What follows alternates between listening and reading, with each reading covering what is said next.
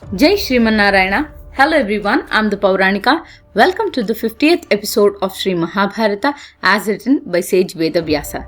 This is the last episode of Adi Parva. Assured by Krishna and Arjuna, Agni started burning the forest of Khanndava from all the four directions. Krishna and Arjuna stood on either sides of the forest, covering all directions, made sure that no being escapes the forest. Even the birds could not fly out of the fire, such was the intensity. The flames, which almost touched the sky, scared even the Devathas. The Devathas, along with the sages, went to Devendra and asked, "Why is Agni burning the people? Is this the end of the world?" Indra, who heard them, saw that Khanndava was burning and rushed there to protect the forest.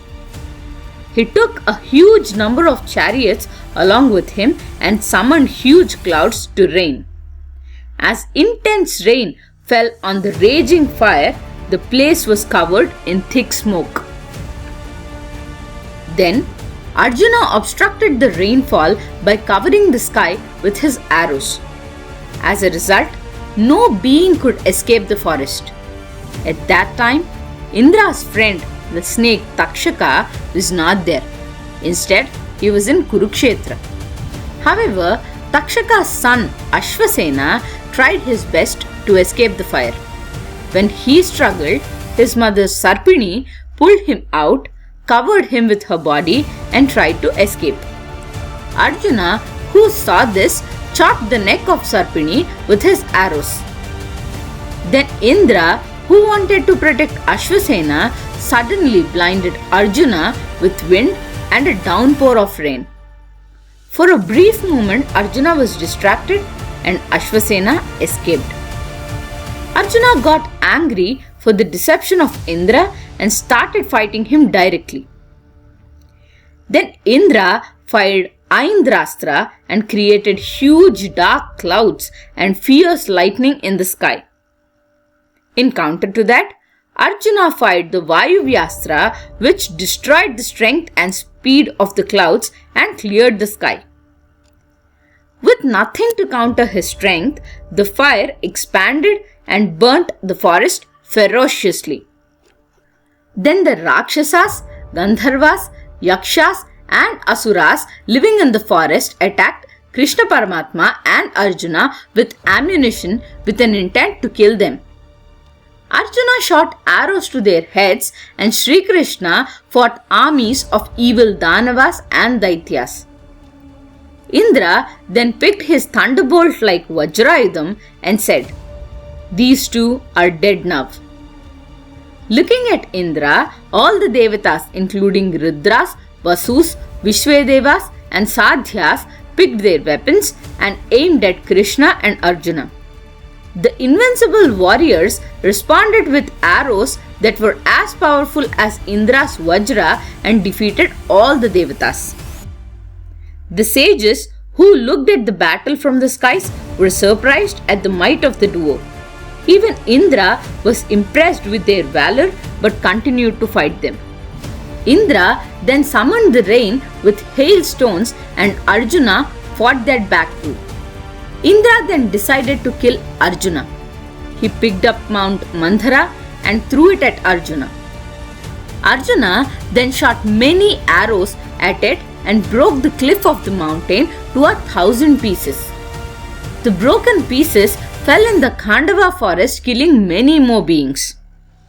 Then Krishna Paramatma looked at the Rakshasas and Asuras in the forest and threw his chakra at them.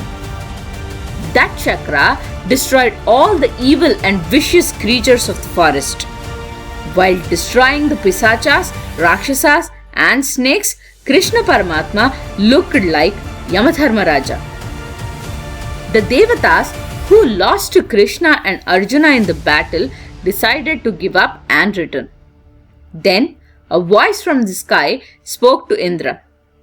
"Devendra, your friend Takshaka is not in Khandavana. He is in Kurukshetra now. Realize that Krishna and Arjuna are invincible. Earlier, They were the great sages Nara and Narayana, worshipped by every being. It is wise for you to withdraw from the battle. Once the Devathas, including Devendra, backed off, Krishna destroyed the Asuras and Daityas in the Khandava without any obstruction. One of the Asuras in the Khandava was the architect of the Danavas named Maya. Krishna and Agni noticed him trying to escape the forest. As he was blocked by them on either sides, Maya ran to Arjuna and asked his help. Arjuna granted his protection, and therefore Krishna and Agni decided to spare Maya. Agni burned the Khanndava forest for 15 days and only 6 beings survived the fire. One is the snake Ashwasena, second one is Maya, and fourth Sarangaka birds. Once upon a time there lived a great sage by name Mandapala who attained heaven with his great penances. However, there were few worlds which remained unattainable for him. One day, he asked the Devathas the reason for the same, and they said that as he left no progeny in the world, the lokas which would reward you based on your karma would remain inaccessible to him. Mandapala then decided to have children and chose to become a Sarangaka bird to have many children very soon. He then, with a bird named Jarita, had 4 sons. After that, he moved on to another bird by name Lapita. Jarita, who couldn't leave her little ones, stayed with the little birds taking care of them. When sage Mandapala realized that Agni was about to burn Khandava forest, he requested and prayed to the god of fire to leave his 4 children and protect them. Impressed by the prayers of the sage, Agni granted him the boon. When the fire started in the forest, Jarita went to her kids and worried for their safety. As they had just come out of the eggs, they do not have wings to fly. She told them to hide in the hollow of the tree. But her sons refused and said that they might be eaten away by mice in the hole. Instead, they suggested her to fly away and protect herself as she can give birth to other children too. The mother, however, refused and said that she would be happy to die protecting her children. The little birds convinced her again and again and told her to fly away. Mother, if we remain alive, you can come back to take care of us. Then Jarita, with a heavy heart, left the forest and reached a safe place. As the fire approached the little birds, the 4 brothers Jaritari, Sarishruka, Stambhamitra and Drona discussed among themselves and prayed to Agni for protection.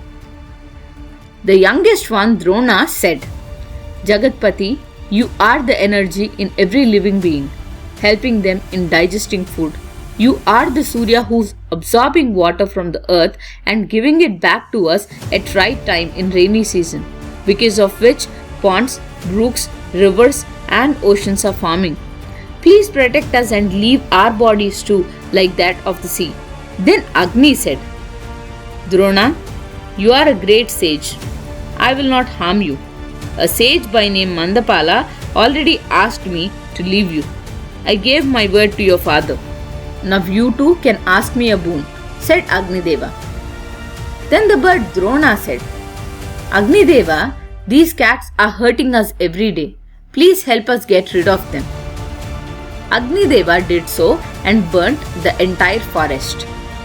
The father Mandapala worried for his children again and again in front of Lapita.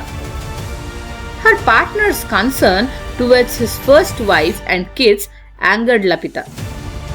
If you are still concerned about her, leave me and go. I will live alone, said Lapita. Then Mandapala said, I neither desired you or her. My concern is for my children's life. If you don't understand that and you want to leave, you're free to go. Finally, after the fire reduced, Mandapala and Jarita met their sons. After burning the forest entirely, Agni appeared in front of Arjuna. Even Indra, along with the Marudganas, came down to Krishna and Arjuna. Devendra said, "You two have achieved something that even the Devathas cannot accomplish. I am pleased. Ask me for a boon." Then Arjuna asked for great shastras and astras from Devendra.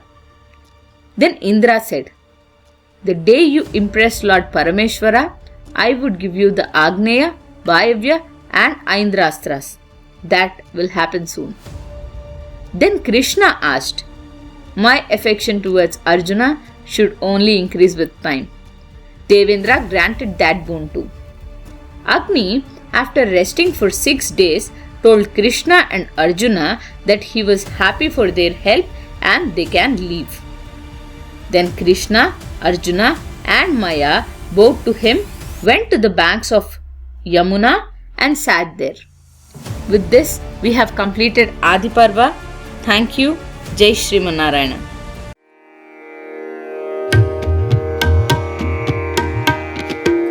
Thank you.